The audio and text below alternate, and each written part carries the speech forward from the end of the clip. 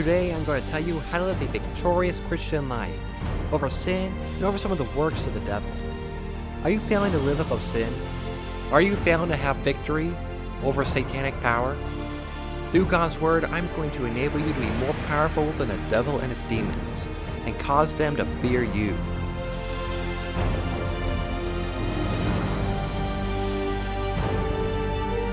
In Revelation 12:12, it says, "Woe unto the inhabitants of the earth and the sea, for the devil is come down to you, having great wrath, because he knows he has but a short time."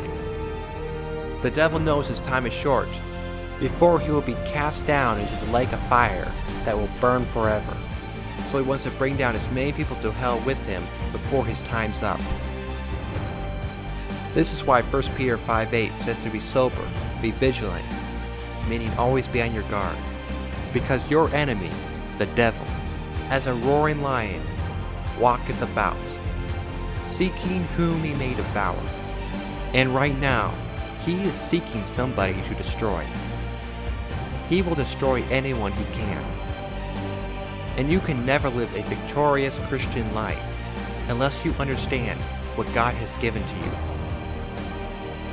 Ephesians 4:8 says, "Wherefore he saith, when he ascended up on high," meaning when Jesus resurrected, "he led captivity captive, and gave gifts unto men." One of these gifts is power over the devil. John 1:12 says, "But as many as received him, to them gave he power to become the sons or daughters of God, to them that believe on his name," meaning every Christian. Jesus said in Luke 10:19, "Behold, I give unto you power to tread on serpents and scorpions," meaning satanic power. Just simply trample on the devil and his power, and over all the power of the enemy, meaning there's nothing left out, meaning you have the power to take down Satan's biggest demon, and enough power to live holy and to stay away from sin. Jesus goes on to say, "And nothing shall by any means hurt you." Now the devil could hurt someone that does not understand this. But to a child of God that believes this promise, the devil cannot even touch them.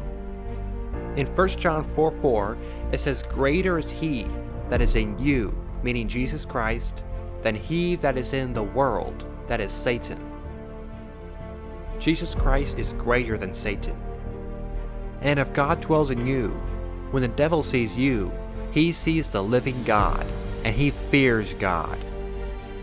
James 4:7 says, "Submit yourselves therefore to God," means surrender your life to him. "Resist the devil, and he will flee from you," means he will run away. The devil wants you to be afraid of him, because fear is control, and he wants to control you. But if you resist the devil, he will run from you.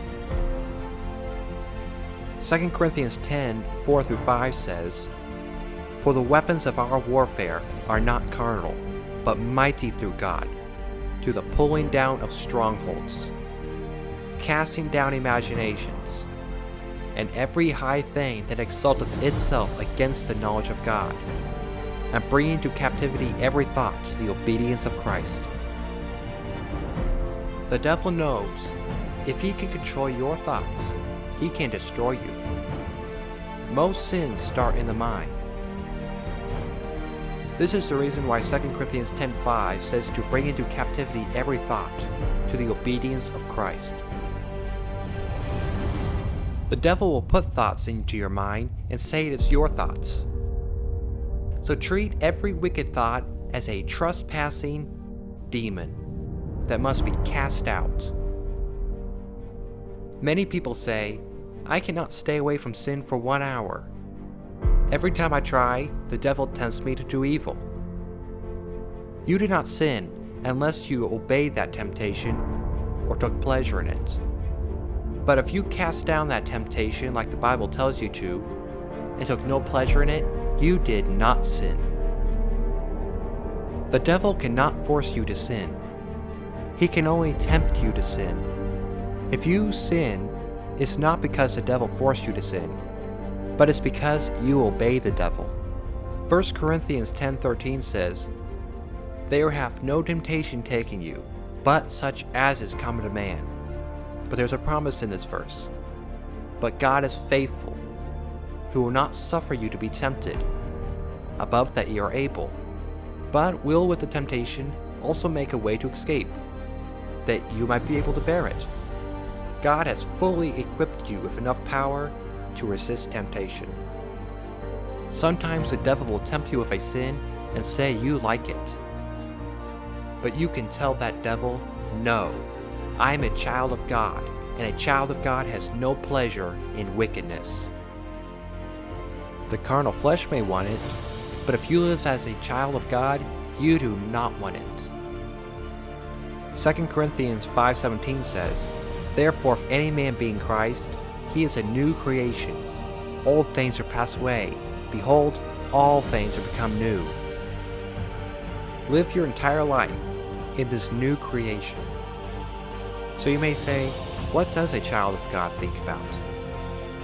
Philippians 4:8 gives a list of things a child of God would think about. It says, "Finally, brethren, whatsoever things are true, whatsoever things are honest, whatsoever things are just, whatsoever things are pure, whatsoever things are lovely, whatsoever things are of good report. If there be any virtue, if there be any praise, think on these things." Ephesians 5:19 says, "Speaking to yourselves in psalms and hymns and spiritual songs, singing and making melody in your hearts to the Lord." You can't hide your thoughts from people, but your thoughts are not hidden from God. And you can either please Him or displease Him by your thoughts. God will not stay in a house that's corrupted from the inside out, but He will stay in a house that is holy. 1 Corinthians 3:16 says, "Know ye not that ye are the temple of God, and that the Spirit of God dwelleth in you?" Your heart and your mind can be a place where God is pleased to live in. In Romans 12:2, it says, "Be ye not conformed to this world, but be ye transformed by the renewing of your mind." That is what I've told you how to do in this video. If this information has been useful to you, please like and subscribe, and I'll see you next time.